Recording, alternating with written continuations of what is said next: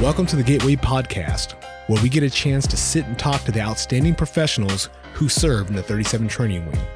I get the privilege to host this podcast and serve as Warhawk Nation's Command Chief. So, without further delay, let's jump into it. As a reminder to all listeners, all topics discussed are unclassified, and the views expressed by our guests and hosts are not necessarily the position of the United States Air Force, the Department of Defense, or any government agency. All right, welcome to the Warhawk Podcast. I have 4 military working dog professionals, non-commissioned officers, handsome folks, good-looking folks ready to jump into this podcast. And so I'm going to ask you to introduce yourselves. So I just asked all their first names and promptly forgot them immediately because I have the attention span probably of a gnat. But I'm super excited to have you all here. I really am. I asked Chief Justo Scott, I'm like, hey, can I get some military working dogs on this podcast? And you believe me, our editor here will edit some of the stuff out. But I want you to introduce yourself, who you are, where you're from, and what base you're coming from, and how long you've been a military working dog handler. And if you need, I'll re-prompt you for some of these questions. Sound good? Sounds all right. We're going to change it up. I'm looking at you, but boom, we're going to the left. My name is Mario Apalato from Dedo, Guam. Hafa Day. And been a dog handler for about 12 years. How long did you go until you became a military working dog handler? I did 4 years as security forces as a straight leg, and then from there on, straight canine. I love the fact that you guys say straight leg too. So what does that mean? What is that, I guess, vernacular here military wise for the folks out there in the audience listening?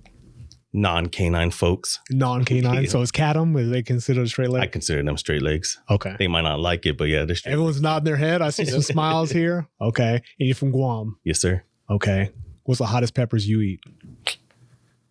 The Booney peppers. Do you like the Booney peppers? I do like the Booney peppers. Do your family ever fly them back to you, or when they come visit you, that they have they put them in salt and put them in your freezer? Got a little Denancy, yeah. Oh, Denancy, yeah. Works out. I actually just got a stash from my parents not too long ago. Yes. Nope. I go back home to California just to get some because they make them in like factory and it's always a jar, and I fly it back home. And of course, I got to get through TSA, so only a little small amount because you can't put in your, otherwise it smells like everything.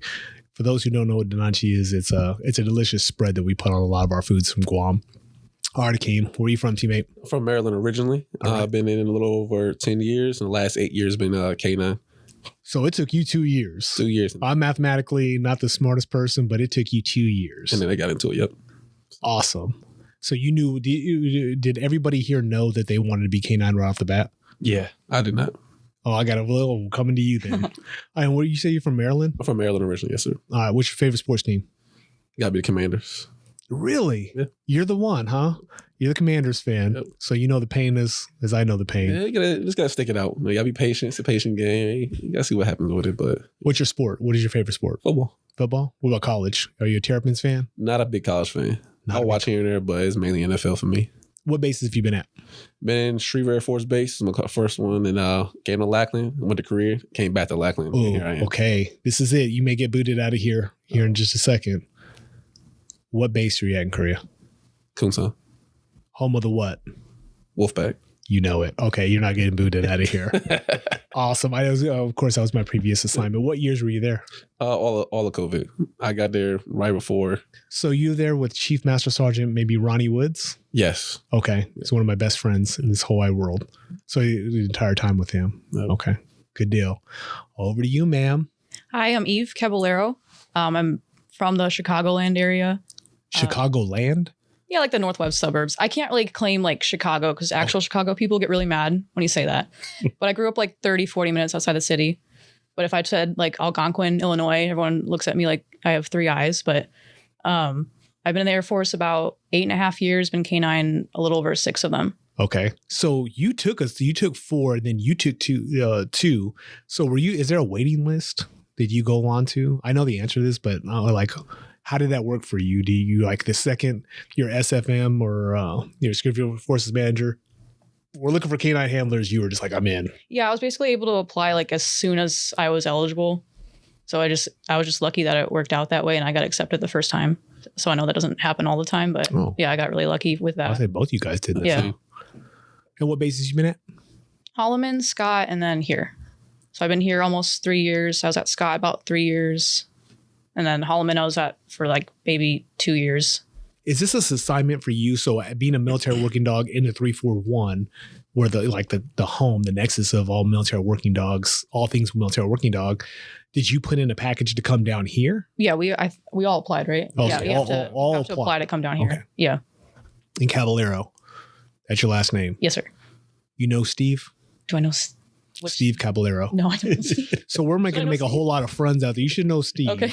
Because here, Chiefs are no shortage of their weird stories. I grew up in a small state called California, and they're known for their skateboards. Caballero used to be, Steve Caballero was a huge skateboarder back in California in like the 70s and 80s. And Carlos Francisco Damian, now commonly referred to as Chief Damian, I got the Steve Caballero skateboard. It was awesome. It lasted 48 hours before it got stolen. I was so sad. Yeah, unfortunately, I can't skateboard, so you won't catch me. You can't. Chicagoland is not representing skateboards. Not me. You don't. Yeah. What are you into? What's your thing? What's my thing? Yeah. What are you? Sports? Or are you into? Well, I mean, obviously dogs. What about you? Got home dogs too? Yeah. How many dogs? I got 2 dogs. I have a pit bull and a basset hound. But so you will go. How old is your pitty? He is 8 years old. So 8 years old. I've had him for a really long time. Yeah. Is he the most amazing dog you've ever seen in your life? Yeah. He's like super loving. Yeah, I mean, I hate that term, but like, yeah, he's like the Velcro dog. Like he has Velcro dog. I've never heard me that. around the house. Like he has to be like sleeping up against me. Like he's a baby. Oh wow! So after working with dogs all day, you still put it down. Everyone's nodding their head. Yeah, of course. Yeah, of course. So there's a natural love for the animals and for everybody. Then, something you wanted to do. All right, teammate, over to you. Where you from? What bases you been at? So I'm Eric Sweat, originally from Paulding County, Georgia. Georgia. Yeah. It's like 45 minutes west of Atlanta. Okay. Been in for 14 years and was at Maxwell Air Force Base. Then went to Kunsan, back to the Wolfpack. Oh, there's a couple Wolfpack alum in here. What years? 15 into 16. Okay. I don't know who the Wolf Chief was then. We have a little tight community that we have. Honestly, it was Chief Simpson. Chris Simpson? Correct. Oh my goodness. Okay, so we'll go take some pictures when we're done. If I remember correctly. Chief Master on Chris Simpson, again, another good friend of mine, a good mentor, like both those guys. Ronnie is still in, Chief Woods is still in, and then Chief Simpson just retired here. He actually came here. He's at Lackland. Yeah, we're friends on Facebook. I saw his retirement stuff. He's a great guy. Yeah, super awesome chief. From Korea, I went to Shaw, South Carolina, and then been here and will be PCS and come December time frame to Moody. Moody? Is that where you want to go, going back to Georgia? Yeah, I mean, it was definitely the better of the choices off the mandatory movers list. Okay. What other choices are you on there? It's like Minot, Barksdale, and lucky. Robbins. I don't know. I like Minot. Some people like it, some people don't. I wasn't really sure, I definitely wasn't against it, but if it happened, it happened. I really believe I'm a firm, positive attitude, positive outlooks. If you have good friends at a base, I mean, it'll make or break the base. I could be in Florida. I can be in California. I could be it's pretty. I found people who've been to Gadena, and to me, that was the best assignment I've ever had. And they'd be like, it's miserable here. I'm like, find a friend. I mean, be there for somebody. Definitely agree on that. Like, friends definitely make or break. So are you guys all tight? I mean, you guys have a pretty tight community over there in 341? Oh, yeah. Considering how small we are. Yeah. Everyone knows each other, like even across like the canine community. Like it's not hard to, do you know this person? And then you call one person and they're bound to know them. It's really small. Yep. And then plus we're a DOD, unit. So we work Navy, Marines, Army. So. How's that work? So can somebody explain to the listeners out there so the 341st Training Squadron is not just an Air Force, it's a true joint unit. Yes. Can you explain that a little bit of what you guys see on a day-to-day basis? Anybody can jump in. So I would say each branch has a quota of man they have to fill. So we have a certain amount of trainers per branch, and then we all fit on our own separate teams, and we kind of just probably teams of 6 to 8 people, and then kind of roll from there. Yeah, $18. And it's not just the Navy, the Marine Corps, the Army, and the Air Force. Everybody's just every team's blended. Yep. A blended team. How does that work out? You guys learn a lot? We also have a bunch of civilians as well. Oh yeah, the civilians are great too. Yeah. So they definitely support the like longevity piece and kind of that rollover. Obviously, as us military kind of filter in and out. But yeah, it's definitely built around camaraderie and like love and, you know, that hard work towards the dogs. What's the most gratifying part of your? Oh, I'm sorry. Oh no, I said I think everyone wanted to be here, so like to come to this unit. So I would say everyone's passionate about it. So it's nice to see other branches, other joint service members, like be as passionate as we are in the Air Force, and then all we do is work dogs together. So I like it actually being in a joint service. I'm not saying that the Air Force, you know, like again, we all have different experiences. But that was one of the things I've always hungered for throughout my career. I don't know if anybody of you guys feel the same way. Is like, there's very few times where you have an entire squadron or entire team where everybody really did put in for that job. Everybody knew that they would get into it. I experienced it long time ago. I did prior to the DSD process of being a military training instructor, but more so as a first sergeant. Like I remember just, wow, all y'all want to be shirts. All y'all want to take care of mission, take care of people, do things. And I got a chance to go. And that's how my first time I ever got bit by a dog was. I got a chance 3 years with the Defenders as a first sergeant. That was absolutely amazing. I would never had that. But again, everybody wanted to be there. How cool is that? What out there? What's out there? I know you're going to say the dogs, but minus the dogs, I'm going to take away that, level it out. Okay. Minus dogs, we'll start here and then we'll work our way in a circle here. What's out there inspiring you? What do you get inspired by? Is it podcasts or what do you listen to? Is it books? Is it, you know, family? What's out there inspiring you? Yeah, probably my family. I mean, both of my parents are, you know, really proud of what I do. My dad specifically, like he was trying to join the National Guard when he was 42. He got turned down, obviously. So like, what? Yeah, they said he was too old. I think they changed that now. But anyways, I'm 46. That's so Air Force actually just changed their. Yeah, well now he's definitely too old. But yeah, he was just ever since I told him I wanted to do this. You know, he's been like my biggest supporter, and you know, every day he calls me and tells me he's proud of me. He wears all my daughter's my hero T-shirts. He has an Air Force flag on in his house. Yeah, he's like, of course. Yeah, so like, you know, I know it sounds like corny, but like when I'm having a bad day, it's like, you know, at least I know that like he's supporting me, and you know, my mom does too, of course. But yeah, it's family is a big thing, I guess, for me. Yeah, even you said you've been in for 10 years? Like 8.5. 8.5, I'm sorry. 9. But like my mom's the same way. Like I know, so it's come, you know, you're a mama's boy or whatever. Yeah, a lot of it is. You know, like you have those bad days. Of course, I'm married, got kiddos and all that stuff too. But the support that you get from the distance in the family, I think anyone can relate. If you got that support network there, it's awesome. And you said Chicagoland too. I want to revisit that. So what is Chicagoland? So like including like all like the surrounding suburbs. So if you want to get, what they call it. Yeah.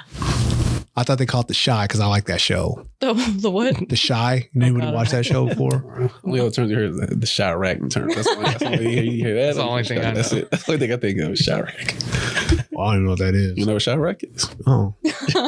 I don't know. Like, That's for a different day. I feel like we're going to get booted off the Air Force Podcast Network here in a second. But what's out there inspiring you, Akeem? I would definitely agree with our family. I'm a very big family-oriented person. Was taught those kind of foundational goals as young from my dad. You know, he's like, hey, you know, build that foundation now, get a career, you know, feed into your next step. And then just had my firstborn son. So it's like kind of seeing it all fruition now. Like, all right, you know, I'm working on my career right now so I can feed into him and pour into him as he gets older. You know, I want to, you know, enforce those same values and say, hey, you know what? You know, pick what you want to do. You know, build up, you know, continue the family line. Let's do our thing out here. So family is a big motivation for me. So having him, I'm like, hey, I'm on go right now. Like I'm trying to do whatever I can for him at this point.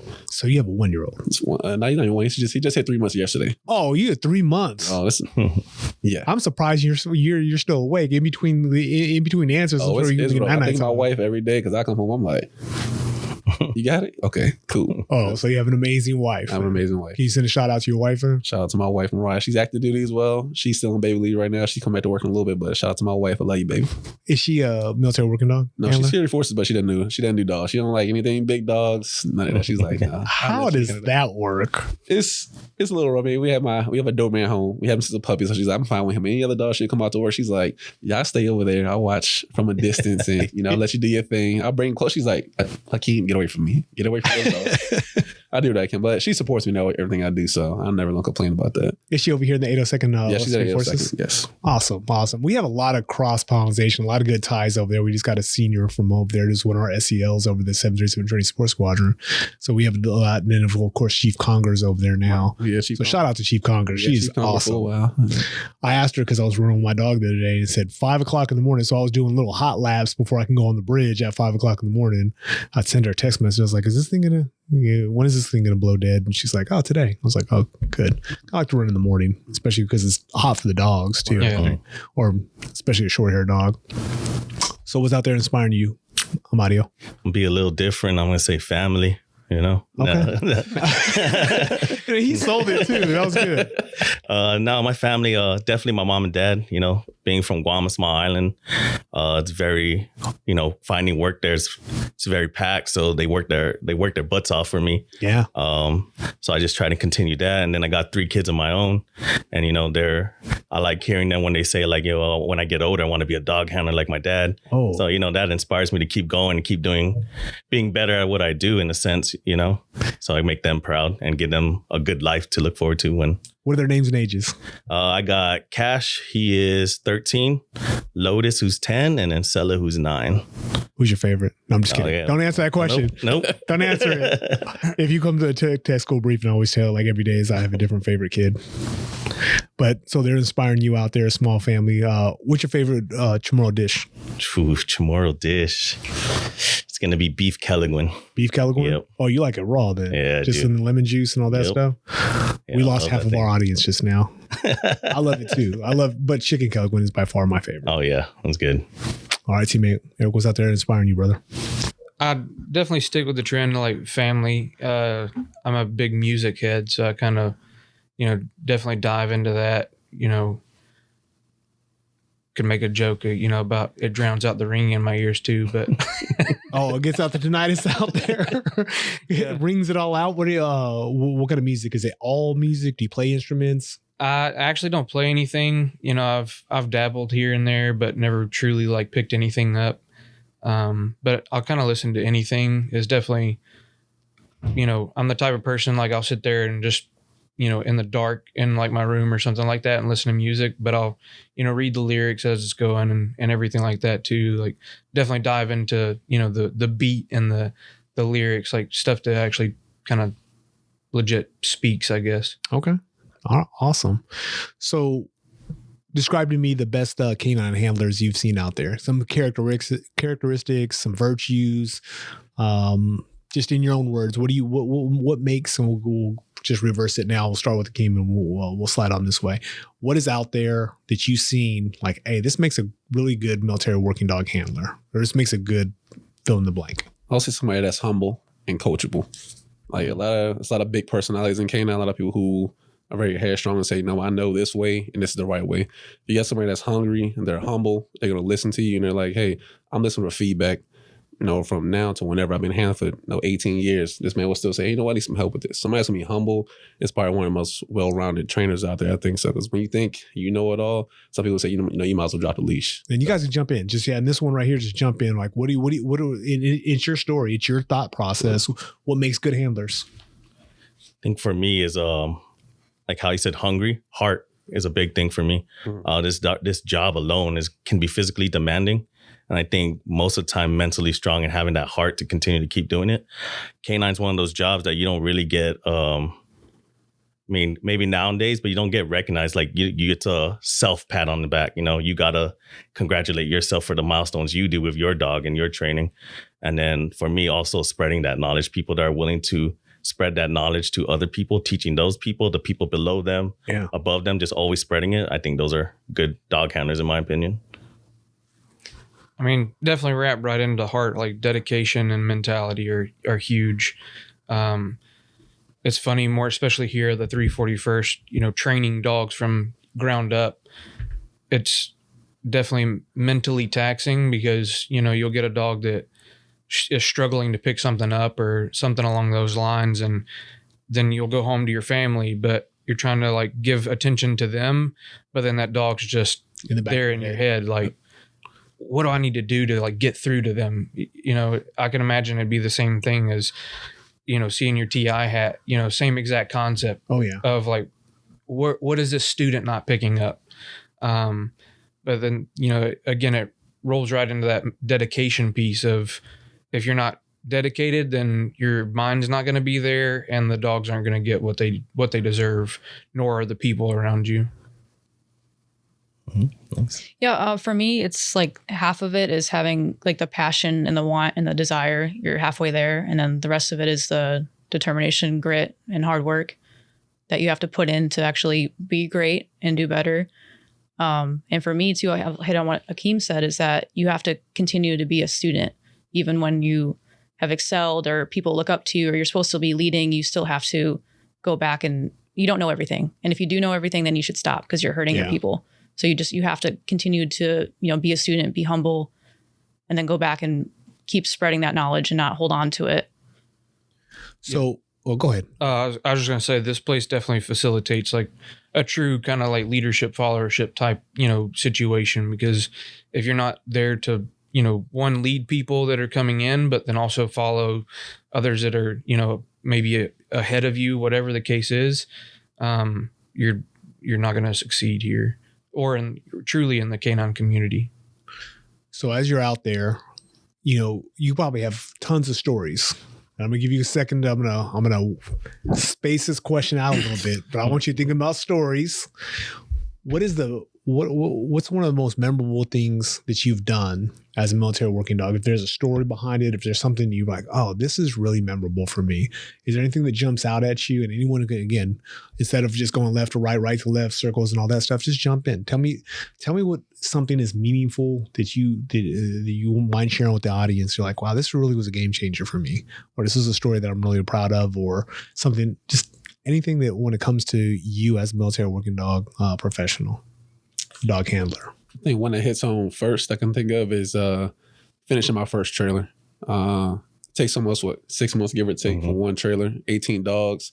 You out there, especially when you get that trailer. If you're in the summertime from April to October, you summertime grinding the entire time.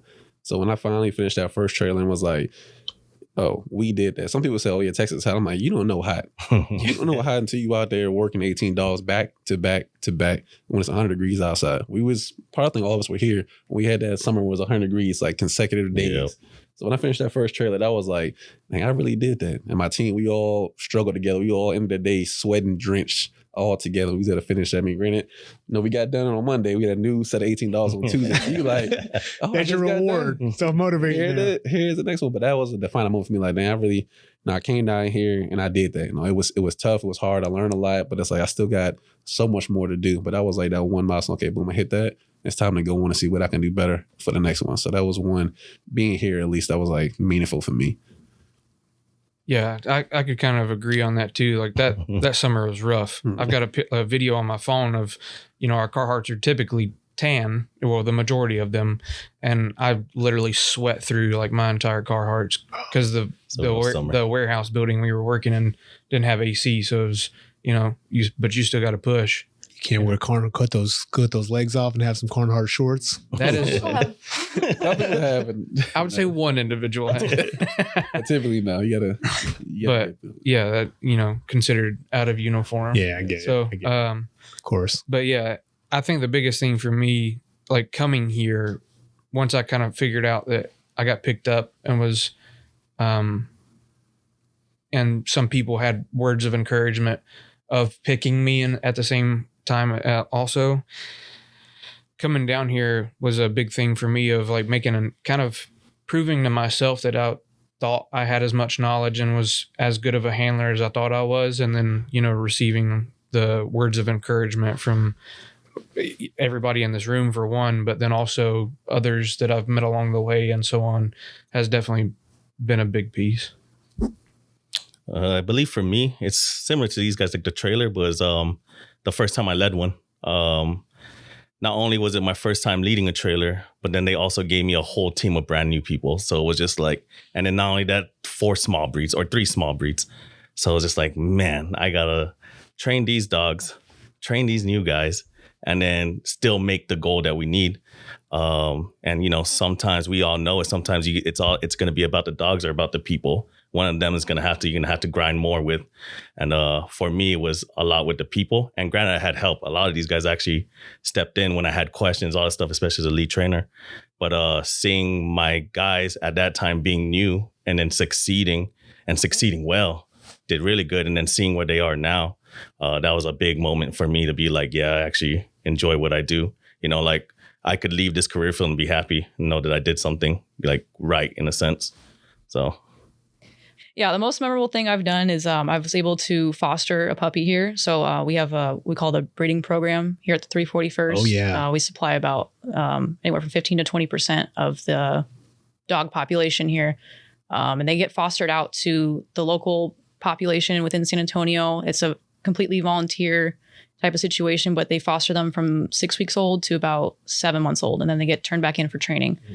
So I took the opportunity and I took one home, and for 6 months, you know, I was up in the middle of the night taking him out to go to the bathroom, and he was soiling his crate, but it was the most rewarding experience I could have had. And I'm just so lucky I was able to do that, because like raising him and doing all the foundational training is just, it's so much different than training an adult dog. Like to actually train a puppy and build all that drive and enthusiasm. And I had a lot of help with that too, obviously with the staff at the breeding program, but I got to literally train him from 6 weeks old, and I still train him today. He's about 14 months old, and he's about to ship out here soon, but it's been the most like rewarding experience I could have possibly had. What's that going to be like? I don't know if I can talk about it because it's like yeah. I was like, I'm emotional. It's making me like tear up a little bit. I know he deserves to go and do what he was bred to do, and he's a really nice dog. But you know, the selfish part of me is like I obviously want to keep him, but my baby. Yeah. It's a certain maturity level too. Like I don't think I have that maturity level now. It's tough. Yeah, but the thing is with that is like, you know, I just kept fostering. So now I'm on my 3rd one. Like after you turn them in, it's like a couple weeks go by and you're like, okay, I'm bored now. I need to bring a puppy back into the house. Whoa. So that's why people are like, I don't, it's kind of sad, but I don't really have any hobbies or like actual hobbies, you know what I mean? Because it's just the puppies, you know? I don't really have time to do that. Is a else, hobby though. You know, it's a hobby. Yeah, it's a hobby, but like people are like, that's not a hobby, that's work. And I don't know. It's different though. Because I want to do it. Yeah. It's not like no one's forcing my hand to do it.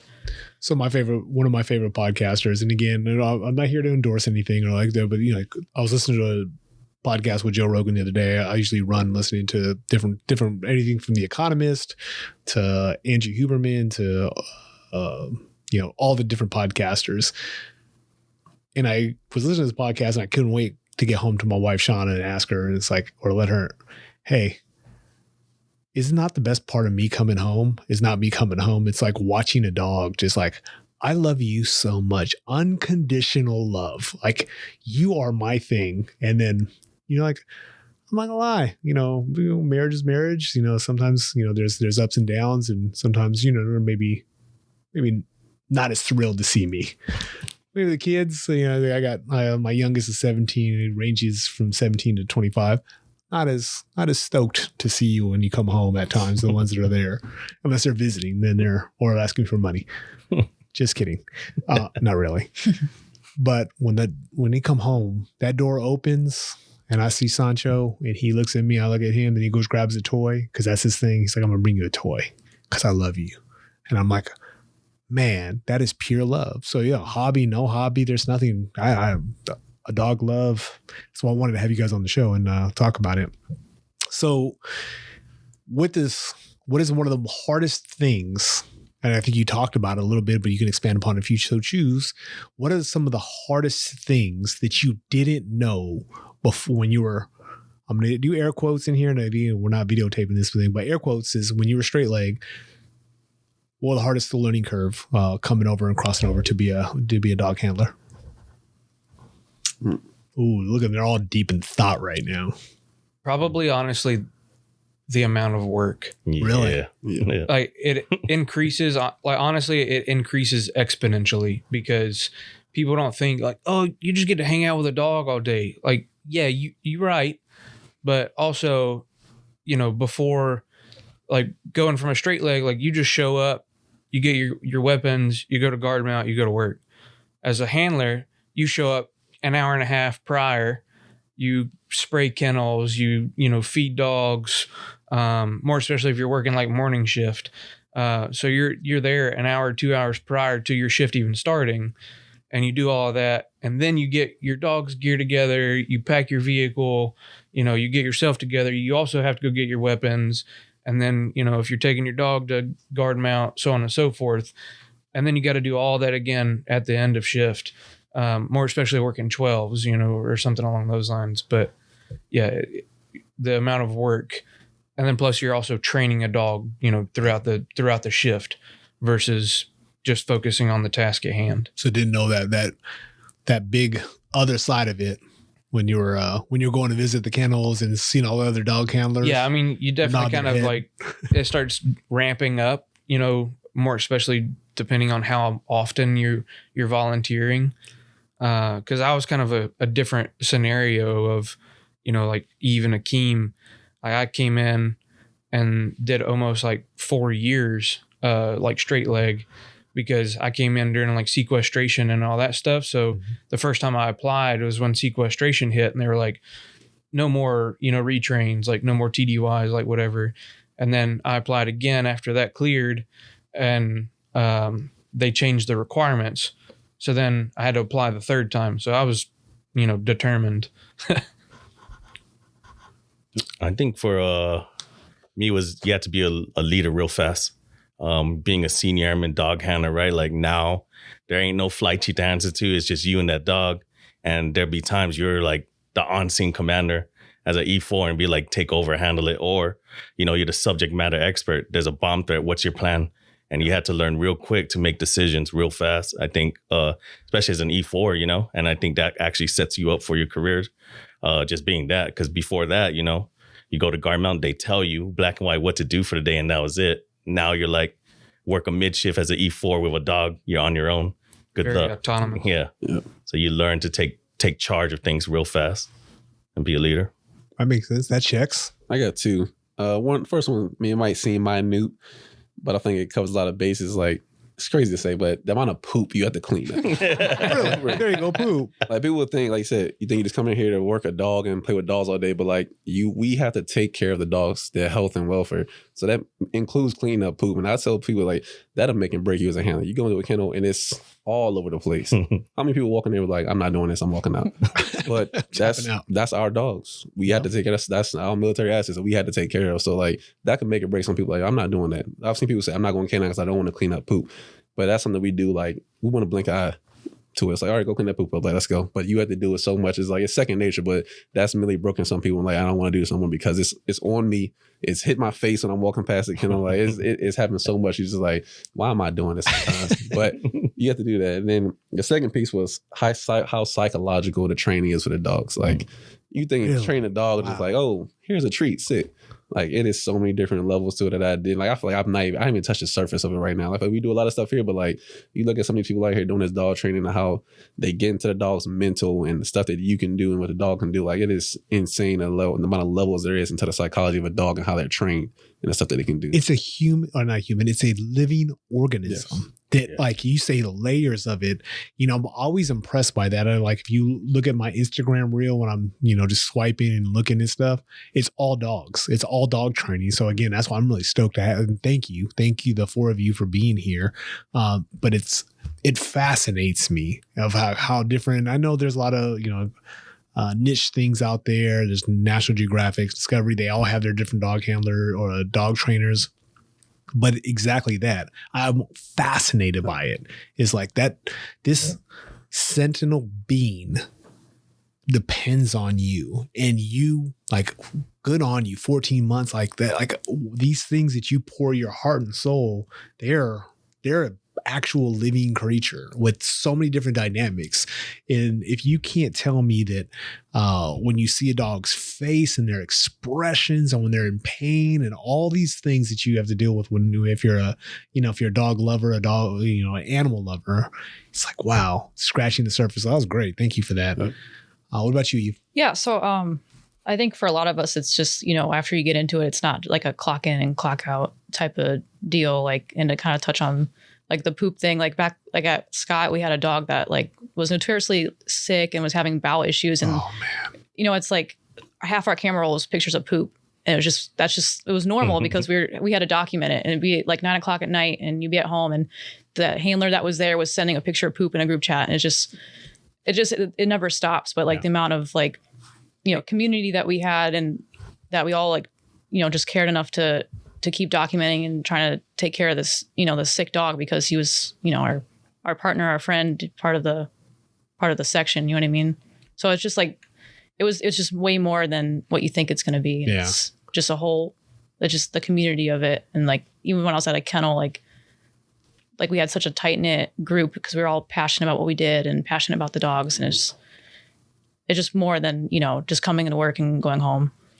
I like the fact that you first, because I noticed this. Akeem, you went straight to poop. Yeah. And if you listen and you rewind earlier in the podcast, Eve said soiled the kennel and you went straight to poop. So now poop is like the word of the day. I'm going to tone it down for right now. Yeah. And I appreciate that because again, this is the Warhawk podcast. So I like the fact that you didn't say poop on that. But those are things that you would never, I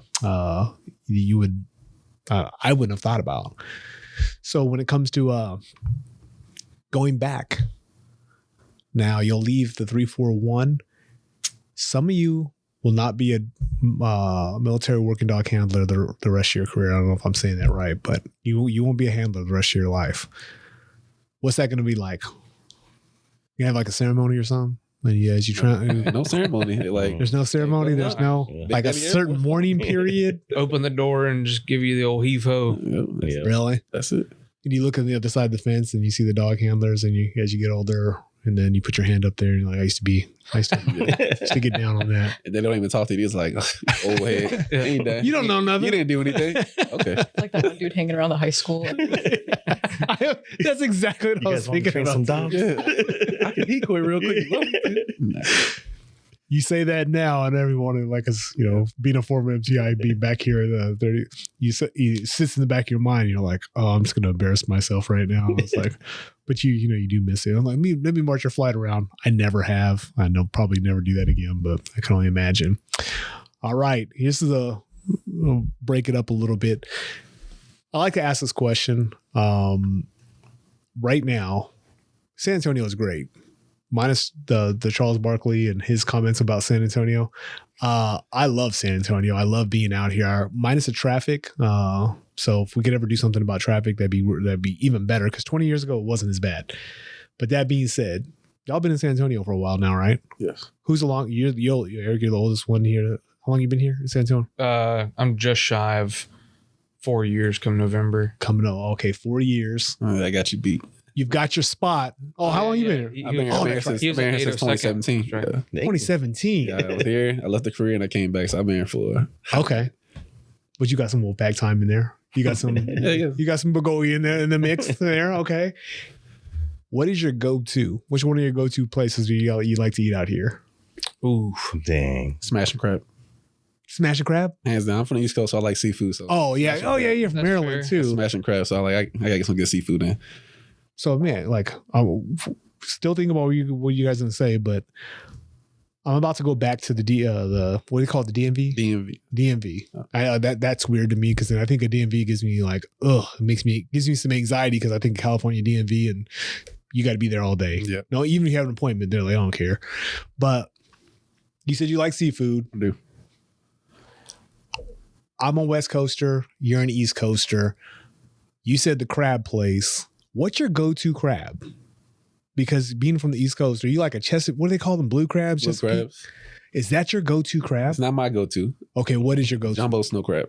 Jumbo snow crab. Jumbo snow From crab, where? yes. Where is the jumbo It snow can be in crab? Alaska. It can be wherever they get it from. Yeah, it's from Alaska. It's from the West Coasters. I don't have like a specific sea I need to come from. Like if it's jumbo snow crab, I know it's gonna be good. You like that over Dungeness? Not too much. Dungeness is my favorite. Yeah, meat's a little too tough for me. Really? Oh man, I like that. Same thing with king crab. I like it's a little too tough coming out. Like nice snow crab leg. That's good. So when you're over there at the Smashing Crab, and there's a lot of them out here too. What's your spicy level? I'm going like heat 2 max. Heat 2? I want to enjoy it. You want to enjoy it? I ain't trying to burn myself the whole way through. Like it's not even fun anymore at that point. I see a lot of smiles in there. All right, Eve, you had some time to think. Oh, She's God. like, I oh like shit. my answer. Her eyebrows shot up. She's like, you've had about I wanna 2 hear minutes this to one think too. this one out. I like my answer. The great San Antonio land. What's your favorite spot? Sorry. I mean, I go to Chili's a lot. I'm sorry. Boo. We're going to edit that out 20, now. baby. Make sure that is not in there. Again, we're not endorsing any one particular business by any means. Oh, we're not like, I probably shouldn't say that, but you say just Chili's. You'd be There's great in nothing wrong Okinawa. with You go to Kadena and you're like just happy. You got a Chili's on base. I mean, what is it? They do the $1 margaritas. Yeah, the drinks, the chips and salsa, like you can't go there and not be happy. I'm just saying. you know you're in San Antonio, right? Because of chips and salsa Self-love, and the best love. margaritas. You're in San Antonio. Triple dipper, like it's just they have everything. All right, Eve's on timeout. She's on timeout now. Eric Saver. Can I mention 2? You said it. Go ahead, because you have to make up for Eve's. So there's this place on was it Fredericksburg Road, like near the medical center, called Dry Dock. Try it out. Okay. Pretty good, like little seafood joint. Phenomenal, like oysters. Ooh, are you baked? I'm a Half shell, I'm a half raw. guy. Yeah, Raw? yeah. Me too. Okay. I'm nervous about San Antonio oysters though. I'm telling you, Never got sick there. never gotten sick. I'm in. I've taken my dad, from obviously being from Georgia, like we get quite a bit of seafood. I mean, Yeah, oysters wouldn't even hesitate in Georgia. Yeah. San Antonio, I've never seen an oyster. 100%. I know where they come from here. But yeah, no, phenomenal. And then there's this other real small place. I forget what specifically road it's on, but over by St. Mary's College. It's called La Sorrentina. We go there for dinners. Bomb We have little DVs. Italian. Oh yeah, Love that place. yeah. It's right there on the corner. Like it has like that weird peninsula looking. Yeah, we go there actually for when we have a lot of DVs come in to visit here in the 37 Training Wing. We have we go there quite a bit. Nice. That is pretty good spot. All right, half a day. Let's see. All right. You better bring it now. And not say Chili's. I kind of got two. One, because it's fairly new that I just tried it, but now I'm like, yo, we got to go there every week. It's this place called Sushi Haya, and it's all you can eat for $30. And I'm a big boy. Yeah. So like if I'm going to eat sushi, it's going to be all you You're gonna can put eat. it down. Yeah. Okay. This ain't no sushi go around No. area. This So is and it's just not sushi. They got like hibachi. They got all kinds of stuff for $30. Sushi Haya. Yep. Where's this at? On Bitters, East Bitters, I believe. Okay. That's what it's called. Yep. I hope our editor Daniel's taking down notes right now because my hands are tied right now. I can't really do it because I'll make a whole bunch of things. He already pulled it up on his phone. It's really good. $30. They give you a 2-hour limit. Let's just say your man's there that 2 hours. I'll wait. I got time. Sick invite, big dog. Yeah. sweating on the way Yeah, out. I'll be there. All you can eat. And then the second one, pretty exotic. Only can find it in San Antonio. To be Texas Roadhouse. You know? What is up? Texas Roadhouse. You're on timeout now too. Mario's on timeout. You lead us into it. Oh man, I'm glad Akeem went first because Akeem went like he was like, "This is a spot I like." Thank you Sweet for that. burger. But we went like the commercial places are not good. I'm just kidding. Obviously, this is just like more so tongue in cheek on that aspect of it. Hey, have you like poke? I do. Have you tried that poke spot right off of 151? No. It is a healthy portion. Ooh. It is, if you like poke, I thought the same thing like like I just mentioned about oysters. I'm particular about certain foods, and you look at it, and I know it's probably pretty judgmental, stereotypical, like a lot of things that are probably not good with it. But you could say Chili's. I will tear some chilies up anywhere, no matter what the state is. I'll go and I'll eat those delicious triple dippers, and I'm not anti-chilies by any means. But when it's certain foods, yeah. But poke out here, Let's try it. my wife, my wife and my daughter went there the first time. They brought me one. Like, hey, it's inside the refrigerator, and we just came from Japan too. So like Japan, Hawaii, there's a lot of great seafood, great raw, great tunas. That place is good. So thank you, San Antonio. Check that out. Yeah, if you like poke, it is, and it's a healthy portion. You get like the 4 different meats, and if you're in there and they're looking at you and I look at them, and she looks back at me and I look back at her, and we're just staring at each other, and I'm saying with my mind and my eyes, I'm like, hey, hook that up. Give me that big scoop. Don't level that scoop out when it comes to the spicy tuna or yellowtail or ahi. I say with my eyes, I'm like, let's make it that a generous scoop. So we bring a lot of friends out there. That's part of it. Thanks. Super excited to have you on the show, and very thankful for this. As a command chief, this is what you hunger for. I would speak for myself for sure, but we just had a couple of different command chiefs here in the office earlier today. Chief Washington Cam Washington was out here. Chief Noah Bliss, he's doing practice over here. So I had a couple of different command chiefs out here. And I think that one of the things especially the three of us, but a lot of command chiefs out there, is you hunger for that. I get to see you guys. I see, like, you're pretty memorable because you bring your little dog out there, and I say little, that's pretty, you know what I meant. But you get a chance to go out there, and then you meet the Doc Hilliard. Is that? Yeah. And then his head's bobbing around like Harry Carey, and he's awesome. He's just a great human being and so vested into this. I see you out there, and it's like, man, I'm just envious. And how do I get a chance to connect? How do I get a chance to, just have a conversation? Take an hour out of our days and maybe a little bit of. So thank you for being out here. And the last question I'm going to ask you is, in the final portion of this episode, is for those up and comers. Right now, I just spoke to 100 or so brand new tech school young men and women. Half of them are from the 343, a place who very well. You graduate tech school. As a defender, as a military working dog handler, as a non-commissioned officer in our Air Force, what piece of advice would you give to those young defenders or those prospective military working dog handlers that you're inspiring by all your actions, by your movement, because they're watching you? What is a piece of advice you'd like to give to them? Yeah, okay, I'll start. Just Well said. Yeah. Not give up.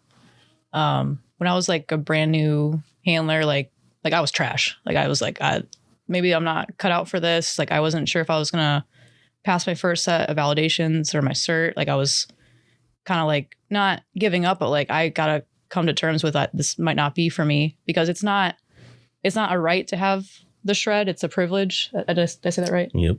Like you could lose it any day. Yeah. You don't get to keep it forever just because you went to the school. So, yeah, I had a lot of people that helped me out. One in particular, her name is Technical Sergeant Courtney Henson. Actually, she just promoted to Master Sergeant. She works out on Fort Bliss, but she took the time to, pick me up off my feet when I was in that spot where I thought I wasn't going to get through it. And, she bought me a Happy Meal and took me back to basics. And, I wouldn't be where I'm at today if she didn't help me there. So, yeah, just don't give up. If you want it, you want it. Can you say the name one more time? Master Sergeant Courtney Henson. Awesome. Because I want to make sure, though, because now that wasn't the last question. Now I'm going to ask you one more question on top of that. Okay. But what piece of advice y'all giving? I think I would have to go with, obviously choose your battles, but don't allow people to just tell you no. Perseverance, grit. Yeah, 1,000%. More especially the last, we'll say few years, I've experienced that. And kind of rolling back to what we talked about earlier, that more especially the leadership followership here, I, as my person, will ask why. Like, why are you doing this? Mm-hmm. and it's not of questioning your thought process or saying that you're wrong or anything along those lines, but more so of, trying to understand like your, mental, I guess, aptitude in a sense, and like where your mindset goes when you're posed with a question or an issue. And then, when people tell you or ask why or tell you no, and you ask why, and it's just because, that's not an answer. Yep. Strive to obtain those reasons.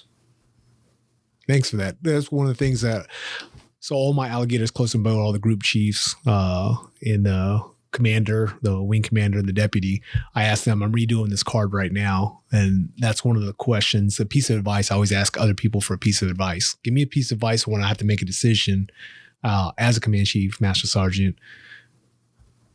I can look down and you're giving me advice. And one of the very first things, the former 737 training group, the head TI Chief Dan Anderson asked me that same thing. He's like, you got to ask yourself, why is it important? And what information are you given? And I'm like, man, that's game changer. So thank you for that. Along the lines, with Sergeant Caballero, just don't give up. Big thing is, take care of yourself, take care of your people. Important, very important. Take care of your people. And as a dog handler, be the voice for those dogs. They can't speak for themselves. They can't really defend themselves. So that's why I think our jobs as dog handlers is to speak up for them and ensure that they're treated right. So be the voice for them. Yeah. That's all I got.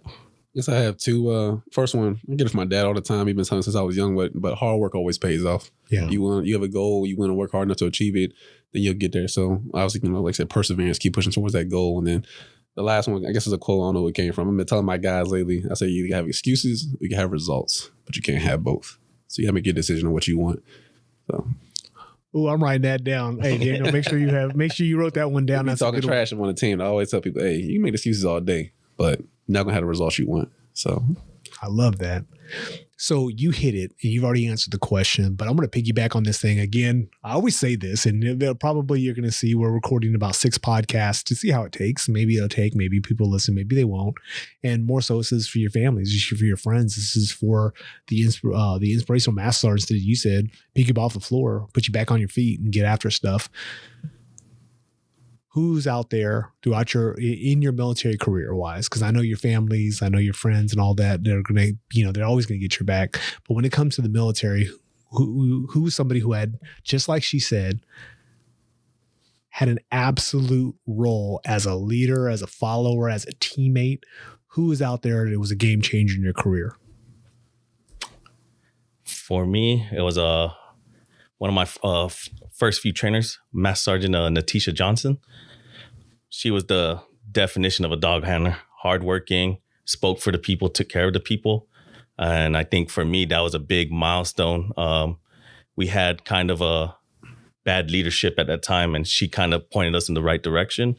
But not only that, taught me how to be a leader. And in a sense, I think the way I am now as a handler, a leader, follower, I give all the credit to her. So she's definitely someone I looked up to. Yeah. And I'm hoping they listen. I hope you invite them to listen to the podcast, not for clicks, not for thumbs ups or comments or anything like that, just so you're sharing to those people, for your families especially, because you guys have already hit that pretty hard, especially your father. I hope he listens to it.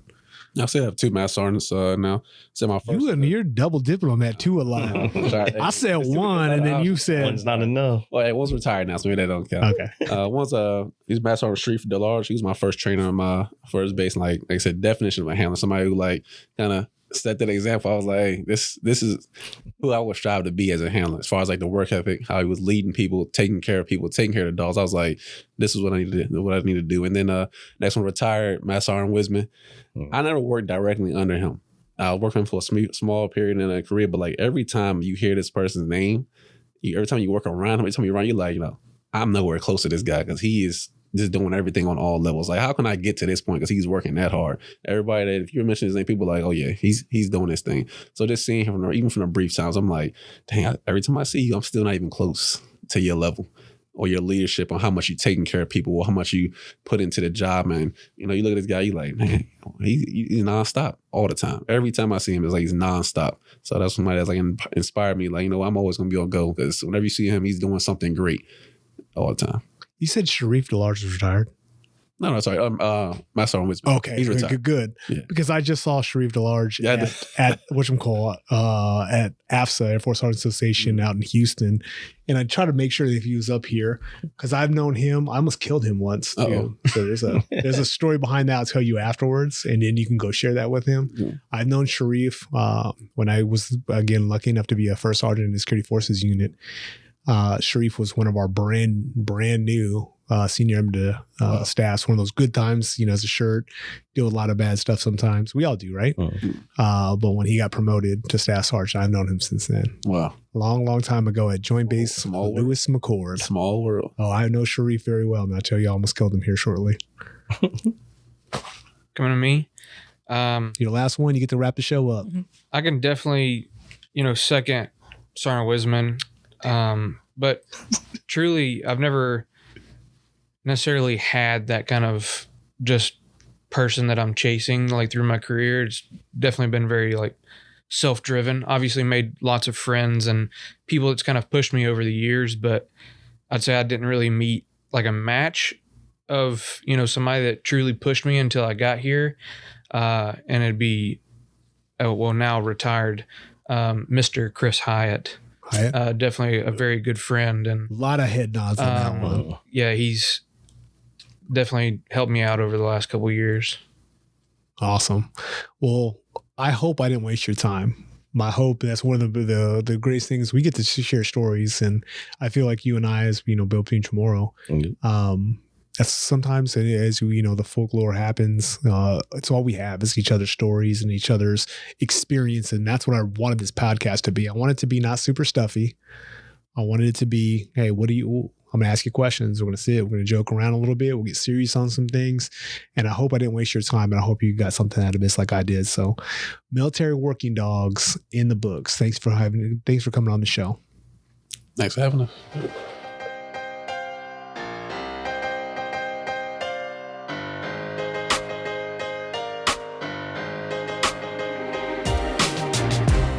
Teammates, thank you for tuning in. For any topics, questions, or guest requests, please shoot me an email or leave a comment below. Thanks for tuning in. As a reminder to all listeners, all topics discussed are unclassified, and the views expressed by our guests and hosts are not necessarily the position of the United States Air Force, the Department of Defense, or any government agency.